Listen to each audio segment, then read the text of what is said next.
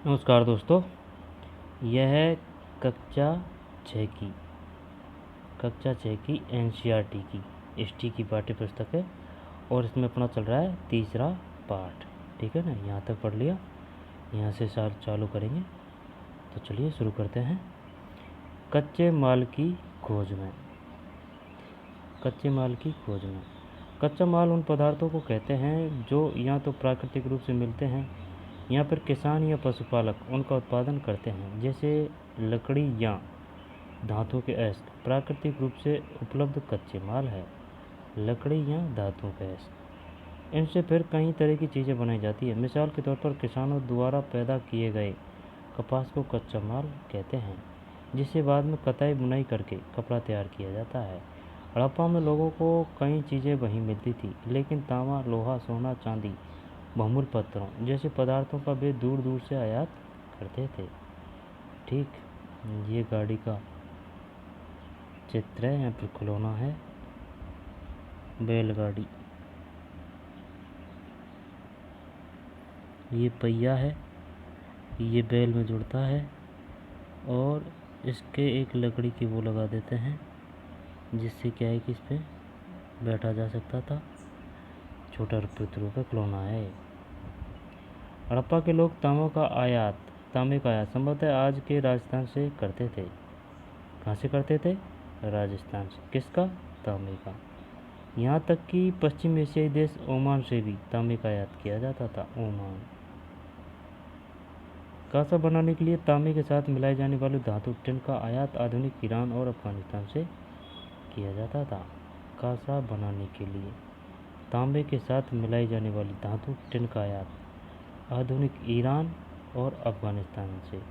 बताइए, टिन का आयात कहाँ से किया जाता था? ईरान और अफगानिस्तान से। सोने का आयात आधुनिक कर्नाटक और बहुमूल्य पत्थर का आयात गुजरात, ईरान और अफगानिस्तान से किया जाता था। गुजरात, ईरान और अफगानिस्तान से। आयात गुजरात, ईरान और अफगानिस्तान से किया जाता था।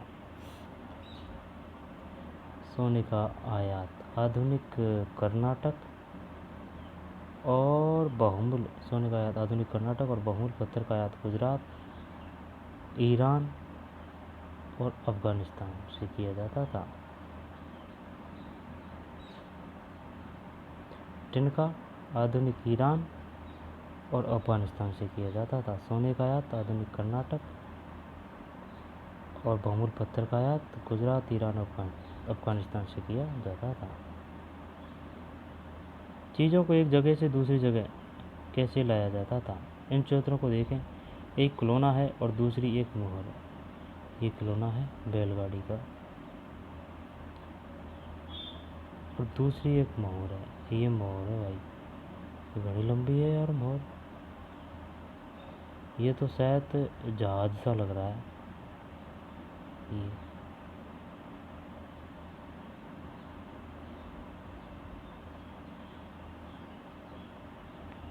क्या तुम बता सकते हो कि हड़प्पा के लोग यातायात के लिए किन साधनों का प्रयोग करते थे?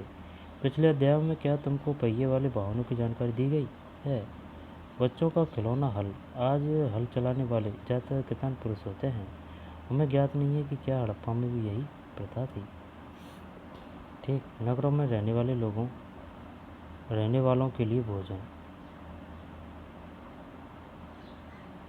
राजस्थान से तांबा, यहाँ तक कि पश्चिम एशियाई देश ओमान से भी तांबे का आयात किया जाता था।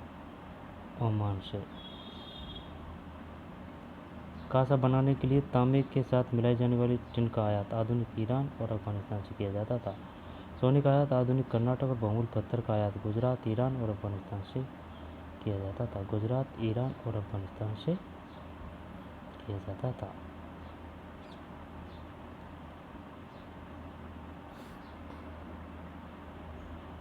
ये मोहर है भाई साहब।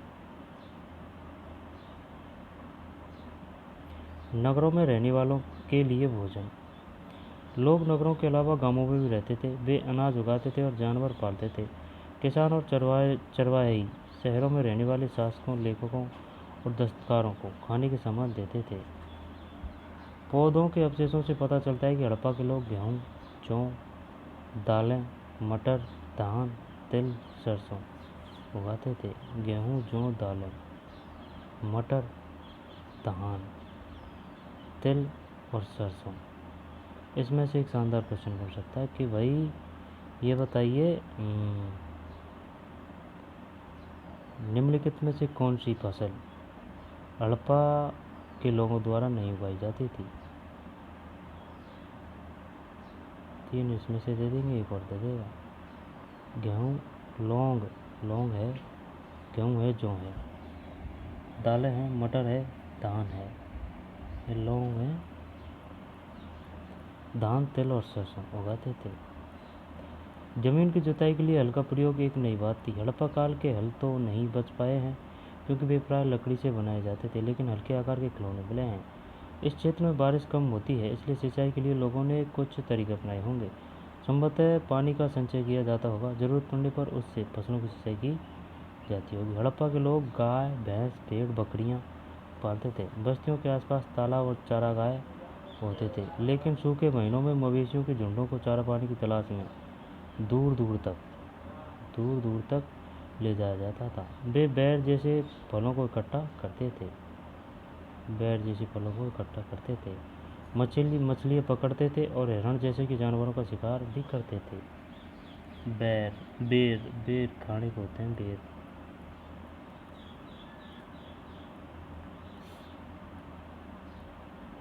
गुजरात में हड़प्पाकालीन नगर का सूक्ष्म निरीक्षण।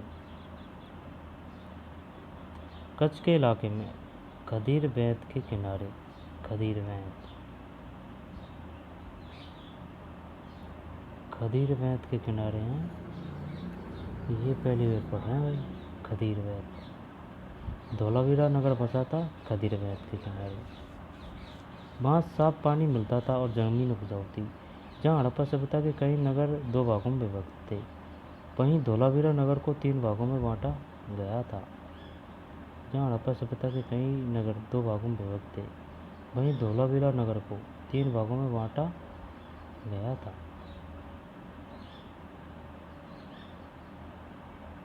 वहीं धोलावीरा नगर को 3 भागों में बांटा गया था। जहाँ हड़प्पा सभ्यता के कई नगर 2 भागों में विभक्त थे, जहाँ हड़प्पा सभ्यता के कई नगर 2 भागों में विभक्त थे, वहीं धोलावीरा नगर को 3 भागों में बांटा गया था। अच्छा, इसके हर हिस्से के चारों ओर पत्थर की ऊंची ऊंची दीवारें बनाई गई थी। इसके अंदर जाने के लिए बड़े बड़े प्रवेश द्वार थे। इस नगर में एक खुला मैदान भी था जहाँ सार्वजनिक कार्यक्रम आयोजित किए जाते थे। यहाँ मिले कुछ अवशेषों में हड़प्पा लिपि के बड़े बड़े अक्षरों को पत्थरों में खुदा पाया गया है। इन अभिलेखों को संभवतः लकड़ी में जड़ा गया था।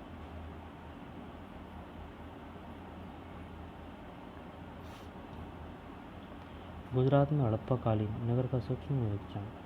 कच्छ के इलाके में खदीर बैंत के किनारे धोलावीरा नगर बसा था। वहाँ के साफ पानी मिलता था और जमीन उपजाऊ थी। जहाँ हड़प्पा सभ्यता के कई नगर 2 भागों में विभक्त थे, वहीं धोलावीरा नगर 3 भागों में बांटा गया था। इसके हर हिस्से के चारों ओर पत्थर की ऊंची ऊंची दीवारें बनाई गई थी। इसके अंदर जाने के लिए बड़े बड़े प्रवेश द्वार थे। इस नगर में एक खुला मैदान भी था जहाँ सार्वजनिक कार्यक्रम आयोजित किए जाते थे।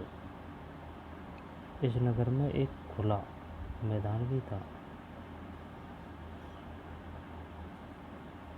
बताइए किस स्थल से एक खुला हुआ मैदान के साक्ष्य मिले हैं। हड़प्पा, मोहनजोदड़ो या फिर लोथल या धोलावीरा। धोलावीरा की बात है। धोलावीरा 3 भागों में।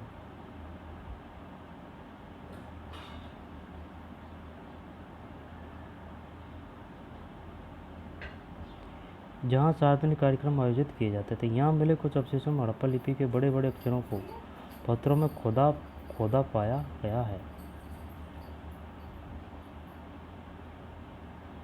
इन अभिलेखों को संभवतः लकड़ी में जड़ा गया था।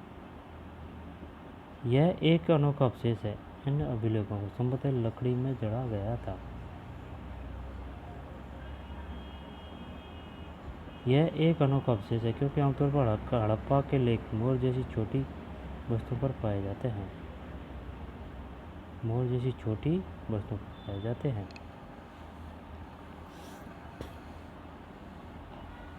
इन अभिलेखों को संभवतः लकड़ी में जड़ा गया था। ठीक, धौलावीरा की बात पढ़ रहे हैं अपन। वस्तुओं पर पाए जाते हैं। गुजरात की खंभात की खाड़ी में मिलने वाली साबरमती की एक उपनदी के किनारे बसा लोथल नगर।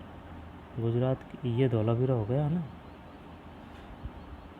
धौलावीरा। खदीर बैंत ये 3 भागों में बटा हुआ था। चारों ओर पत्थर की ऊंची ऊंची दीवार बनाई गई। बड़े बड़े प्रवेश द्वार थे।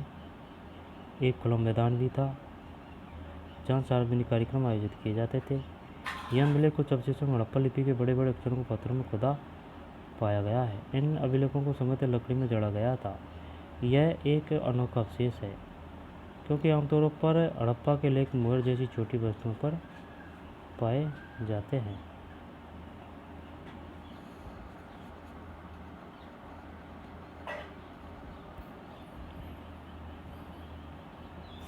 गुजरात की खंभात की खाड़ी में मिलने वाली साबरमती की एक उपनदी के किनारा बसा। गुजरात की खंभात की खाड़ी में मिलने वाली साबरमती की एक उपनदी के किनारे बसा लोथल नगर ऐसे स्थान पर बसा था जहाँ कीमती पत्थर जैसा कच्चा माल आसानी से मिल जाता था।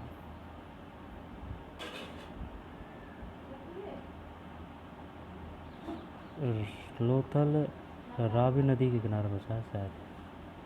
साबरमती की एक उपनदी के किनारे, उपनदी का नाम नहीं दिया, जहाँ कीमती पत्थर जैसा कच्चा माल आसानी से मिल जाता था। यह पत्थरों, शंखों, धातुओं से बनाई गई चीज़ों के एक महत्वपूर्ण केंद्र था। इस नगर में एक भंडार गृह भी था। इस भंडार गृह से कई मुहरें और मुद्रांकन या मोहरबंदी गीली मिट्टी पर दबाने से बनी उनकी छाप मिले हैं।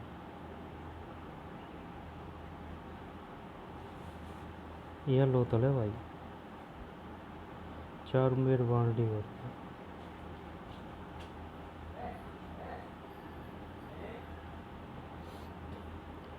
गुजरात की खंभात के खाड़ी में मिलने वाले साबरमती की एक उपनदी के किनारे बसा लोथल नगर ऐसे स्थान पर बसा था जहाँ कीमती पत्थर जैसा कच्चा माल आसानी से मिल जाता था। यह पत्थरों, शंखों और धातुओं से बनाई गई चीज़ों का एक महत्वपूर्ण केंद्र था। इस नगर में एक भंडार गृह भी था। इस भंडार गृह से कई मोहरें और मुद्रांकन या मोहरबंदी गीली मिट्टी पर दबाने से बनी उनकी छाप मिले हैं।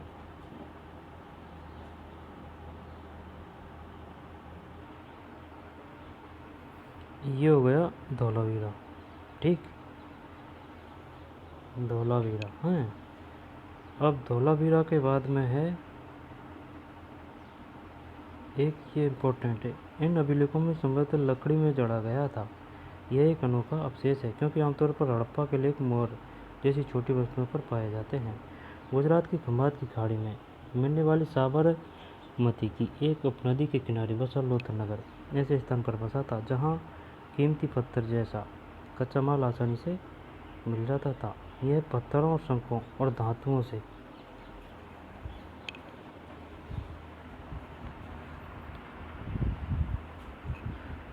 से बनाई गई चीज़ों का एक महत्वपूर्ण केंद्र था। इस नगर में एक भंडार गृह भी था। इस भंडार गृह से कई मुहरें और मुद्रांकन या मोहरबंदी गीली मिट्टी पर दबाने से बनकर उनकी छाप मिले हैं। इस नगर में एक भंडार गृह भी था। इस भंडार गृह से एक दोबारा से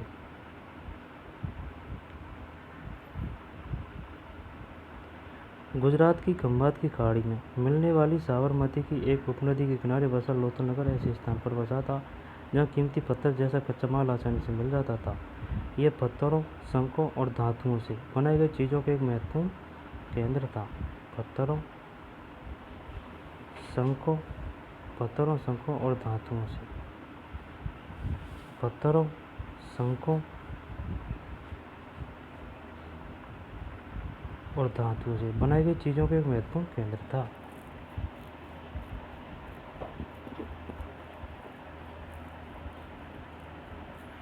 इस नगर में एक भंडार गृह भी था।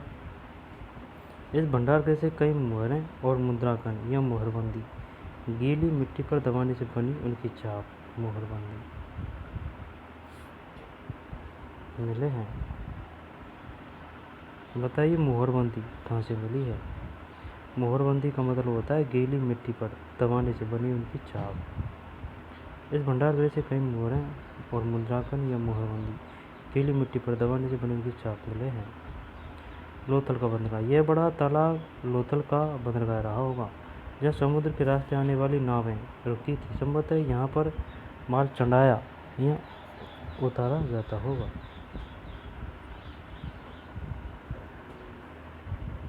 ये लोथल है भाई।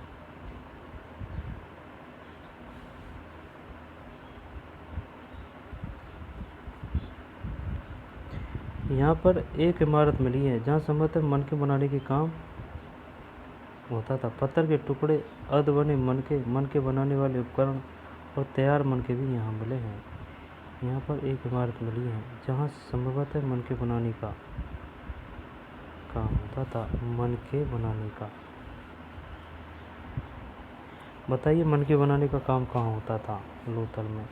पत्थर के टुकड़े, अर्ध बने मनके बनाने वाले उपकरण और तैयार मनके भी यहाँ मिले हैं। तैयार मनके भी यहाँ मिले हैं।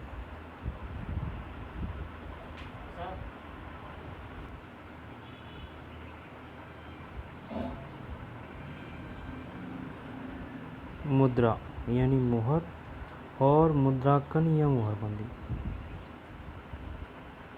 मोहरों का प्रयोग सामान से भरे उन डिब्बों या थैलों को चिन्हित करने के लिए किया जाता होगा जिन्हें एक जगह से दूसरी जगह भेजा जाता था।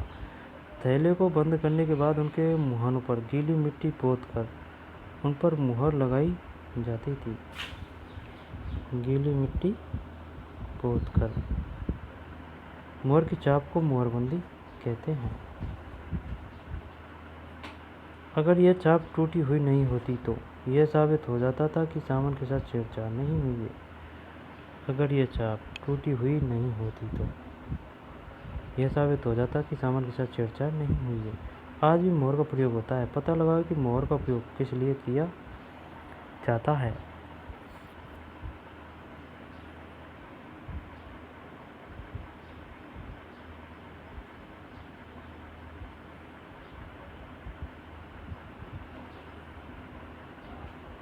मोहरबंदी सभ्यता के अंत का रहस्य। लगभग 3900 साल पहले एक बड़ा बदलाव देखने को मिला। अचानक लोगों ने नगरों को छोड़ दिया। लेखन, मोहर और बांटों का प्रयोग बंद हो गया। दूर दूर से कच्चे माल का आयात काफ़ी कम हो गया। मोहनजोदड़ो में सड़कों पर कचरे के ढेर बनने लगे। जल निकास प्रणाली नष्ट हो गई और सड़कों पर ही झुग्गीनुमा घर बनाए जाने लगे। जल निकासी प्रणाली नष्ट हो गई और सड़कों पर ही झुग्गीनुमा घर बनाए जाने लगे। सड़कों पर ही। यह सब क्यों हुआ, कुछ पता नहीं। कुछ विद्वानों का कहना है कि नदियाँ सूख गई थी।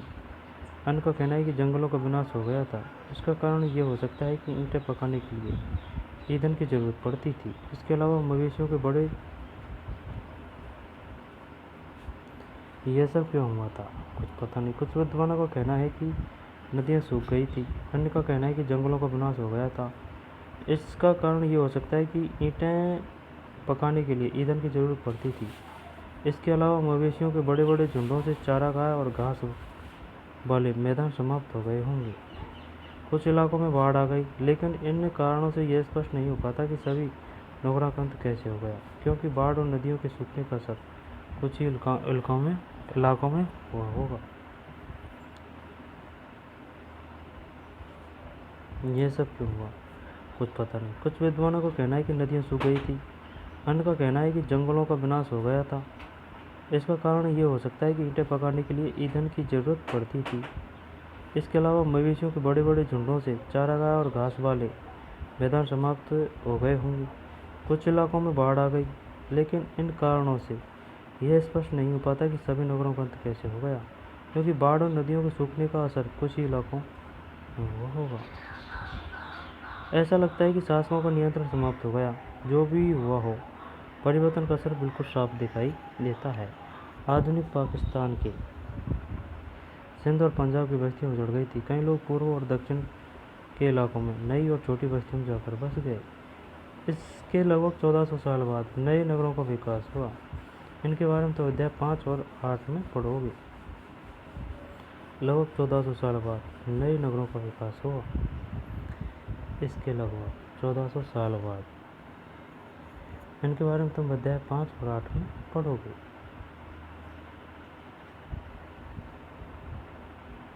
अन्यत्र अपने एटलस में मिस्र ढूंढो और नील नदी के आसपास वाले इलाकों को छोड़कर मिस्र का अधिकांश भाग रेगिस्तान है।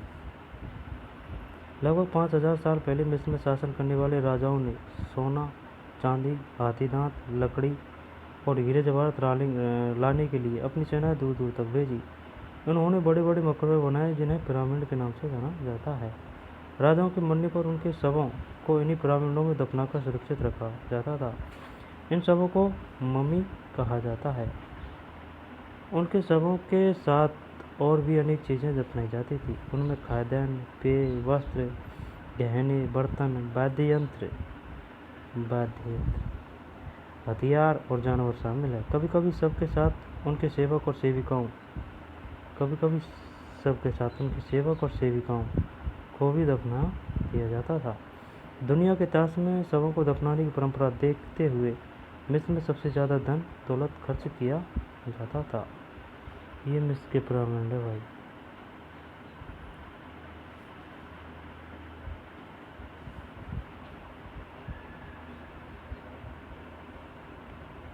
कल्पना करो तुम अपने माता पिता के साथ 4000 साल पहले लोथल से मोहनजोदड़ो की यात्रा कर रहे हो। यह बताओ कि तुम यात्रा कैसे करोगे। तुम्हारे माता पिता के लिए अपने साथ साथ क्या ले जाएंगे और मोहनजोदड़ो में तुम क्या देखोगे। आओ याद करें।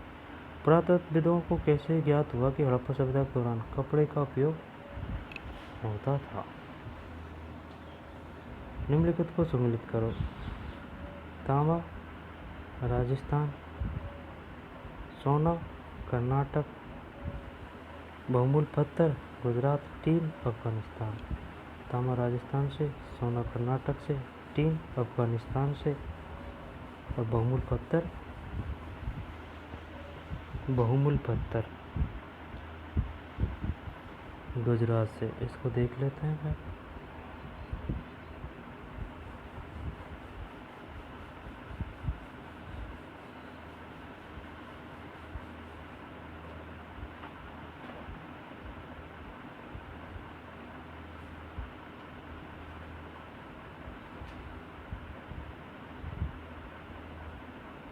कीमती पत्थर गुजरात लोथल सही है।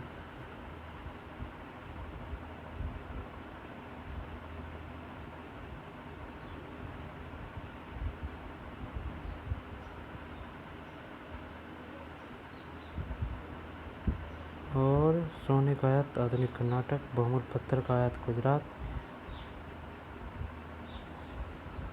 ईरान और अफगानिस्तान से किया जाता था। सोने का आयात कर्नाटक, बहुमूल्य पत्थर का आयात गुजरात,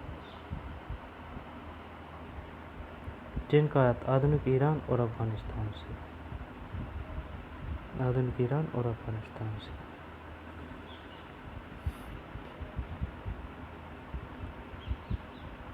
जब तांबा राजस्थान, सोना कर्नाटक, टिन अफगानिस्तान, बहुमूल्य पत्थर गुजरात। हड़प्पा के लोगों के लिए धातुएं, लेखन, पहिया और हल क्यों महत्वपूर्ण थे। आओ चर्चा करें। इस अध्याय में पक्की मिट्टी टेराकोटे से बने खिलौनों की सूची बनाओ। इनमें से कौन से खिलौने बच्चों को ज़्यादा पसंद आए होंगे। हड़प्पा के लोगों की भोजन सामग्री की सूची बनाओ। आज इनमें से तुम क्या क्या खाते हो, निशान लगाकर बताओ। हड़प्पा के किसानों और पशुपालकों का जीवन, क्या उन किसानों से भिन्न था जिनके बारे में तुमने पिछले अध्याय में पढ़ा। अपने उत्तर में इसका कारण बताओ। आओ करके देखें। अपने शहर या गांव की 3 महत्वपूर्ण इमारतों का ब्यौरा दो।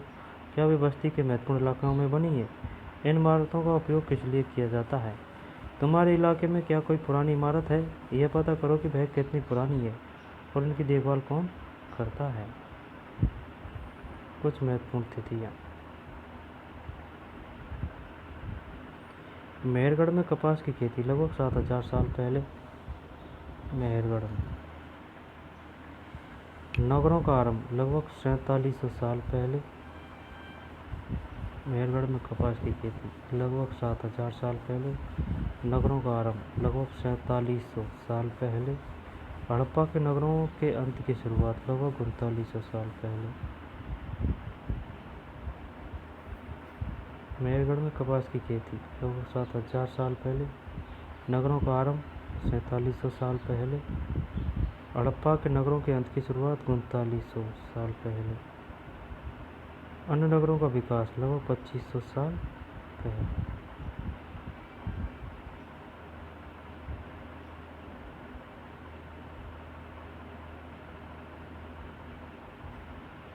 अब उपयोगी शब्द। नगर, नगर दुर्ग, शासक, लिपिक, मोहर, शिल्पकार, धातु, विशेषज्ञ, कच्चा माल, हल, सिंचाई। तो अब चौथा पार्ट आ रहा है।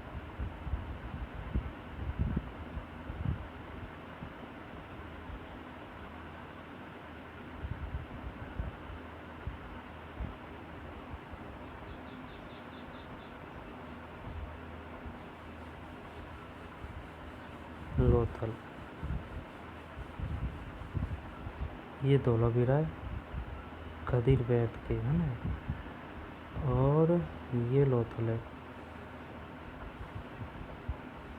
साबरमती की एक उपनदी के किनारे बसा लोथल, ऐसे स्थान पर बसा था।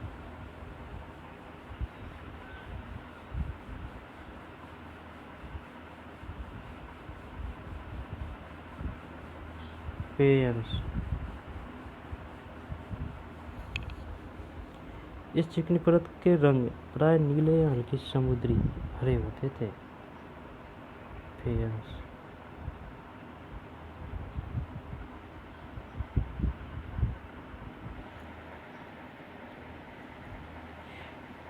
टुकड़ों के अवशेष, कपड़े के टुकड़ों के अवशेष, चांदी के एक फूलदान के ढक्कन तथा कुछ अन्य तांबे की वस्तुओं से चिपके हुए मिले हैं।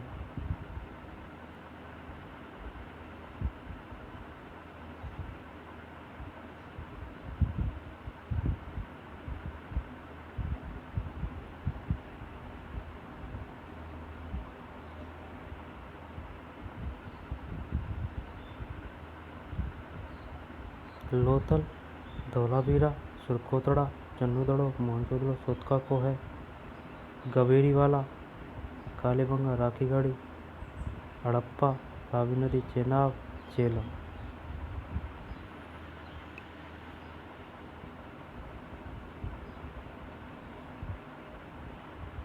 तो मिलते हैं नए वीडियो में। धन्यवाद।